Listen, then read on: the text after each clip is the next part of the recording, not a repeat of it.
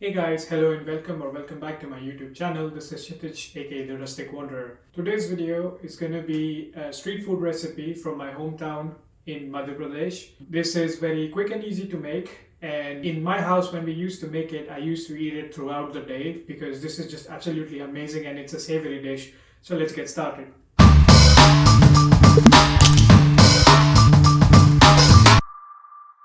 So the dish that we're going to make today is called poha, which is essentially made from flattened rice flakes.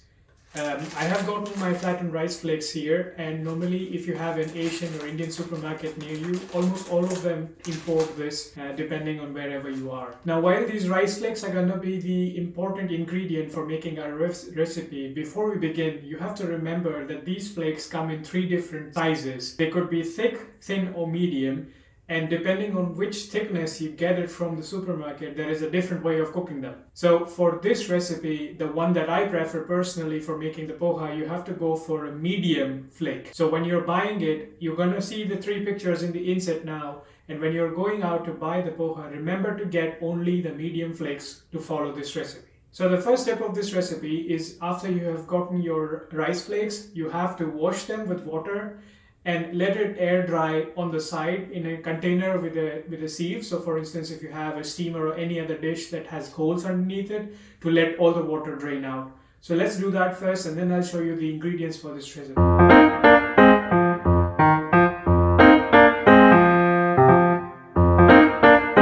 Okay, so now that we have washed our poha flakes and we have kept them to air dry on the side, it's time to start preparing the masala.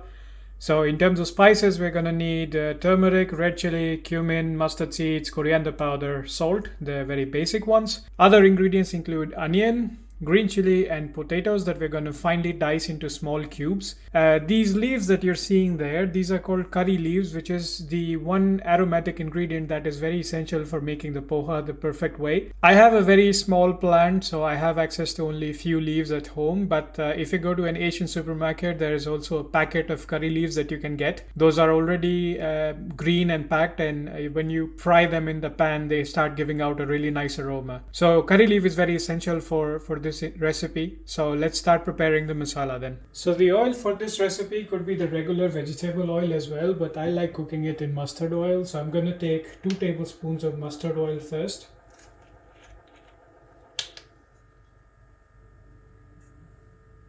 And then I'm going to turn on the heat. Okay, now that the oil is nice and warm, we follow the standard procedure. Throw in our green chilies first, then our curry leaves, then our onions. We start mixing it up.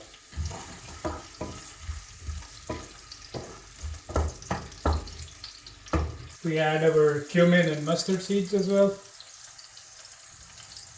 So this is somewhat similar to how we cook all of the Indian curries. So this procedure is the same every time.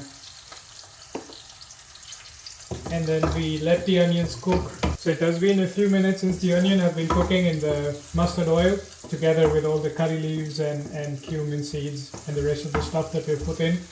In the meantime, I've already chopped and diced my potatoes. I just like to wash them and cut them into small cubes like these. Some people even like to peel them before cutting them. So it's a personal preference depending on how you like it. But whenever you're ready and you're happy with how the potatoes look, just throw them into this pan so that they could cook together with the onions and give it a nice mix.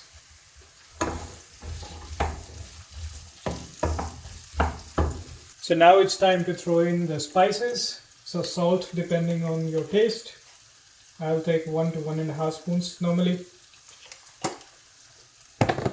Then you really need turmeric in this to give it the nice color. So a good 2 spoons of turmeric, 2 spoonfuls of coriander powder, and just a little bit of red chili.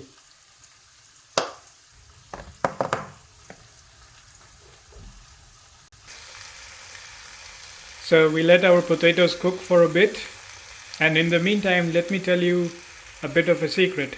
So if you were to stop at this time and do nothing else beyond this point and just let the potatoes cook, you have already gotten yourself one another recipe which is called jeera aloo. It has all the spices in, and because of the cumin and the potatoes is why it is called jeera aloo, because jeera in English is cumin and aloo in English is potatoes. So you could just stop here and have it with your bread, or take it out for a picnic, or take it with you in a lunchbox. It's ready to eat as it is. But if you want to continue further and enjoy the poha that we're going to make today, stick around and wait for the potatoes to cook, and then we continue the recipe. Also at this stage in this jeera aloo so far that we're making, some people additionally try to put the ginger garlic paste. If you want it, you can. It's completely optional. And depending on which part of India you are making this recipe from, you might also find a few other ingredients. One such example is peanuts. Some people also add roasted peanuts on the top. Some people add pomegranates, the seeds on top as well. So it depends, whatever you want to add depending on which region you're trying to copy the recipe from. But I am showing you the one that I like the most, and I have customized the recipe to my liking. So let's wait a few more minutes for the potatoes to cook properly, and then we continue the recipe. Alright, so the potatoes are done and ready. So we reduce the flame to as low as you can possibly without turning off the gas. And now is the time to start adding our poha into the masala in batches and mix it all up.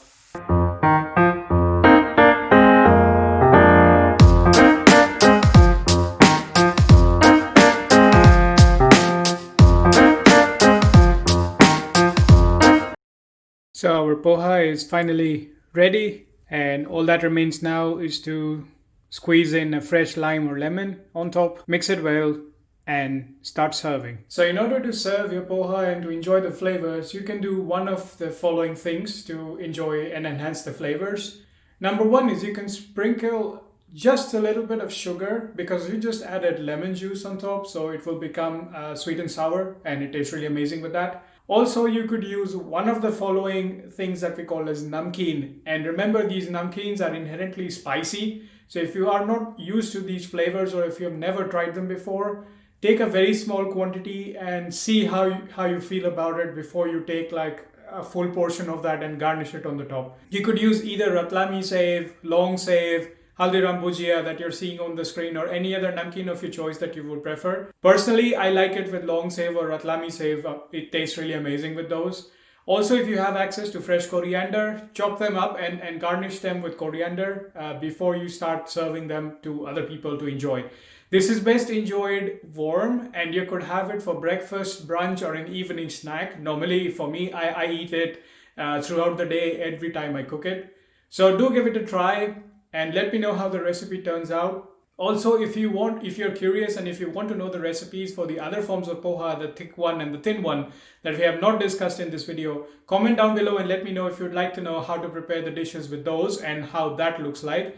Remember not to try to make poha with thin or thick pohas, because that's meant to be cooked a bit differently. I hope you like this video, and I hope you like other cooking videos in my series. The link will be in the I button, so do check it out. Be sure to like and share this video with other foodies, and subscribe to my channel and hit the bell notification so that you get notified as soon as my next video goes live. This is Rustic Wanderer signing off. Take care.